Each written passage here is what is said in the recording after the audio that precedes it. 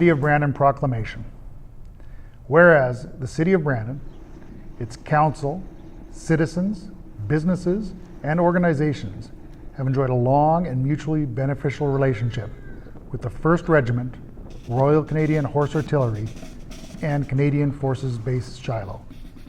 And whereas the officers, soldiers, and civilians, personnel of the 1st Regiment, Royal Canadian Horse Artillery, residing both at Canada Forces Base Shiloh and within Brandon and the surrounding area, are an integral part of the Brandon community. And whereas the City of Brandon has a significant history of involvement with the military through its various branches and through many functional and ceremonial endeavors.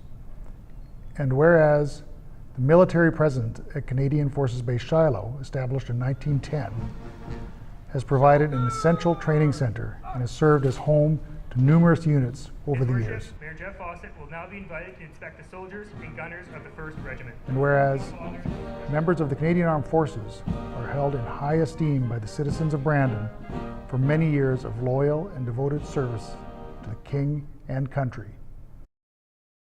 And whereas the commanding officer of the 1st Regiment, Royal Canadian Horse Artillery, Lieutenant Colonel Jordan M.F. Beatty. The 1st Regiment has a legacy that stretches over 1.5 centuries, forming the 1st Canadian Regular Force military units.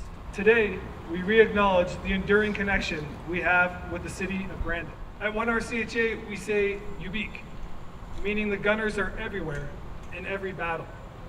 We hope you keep us close in your thoughts as we continue our service wherever called upon by our great country. Commanding officer of the 1st Regiment, Royal Canadian Horse Artillery, Lieutenant Colonel Jordan M.F. Beatty, did present himself, leading his regiment, for inspection at Brandon City Hall on Thursday, June 11th, 2026.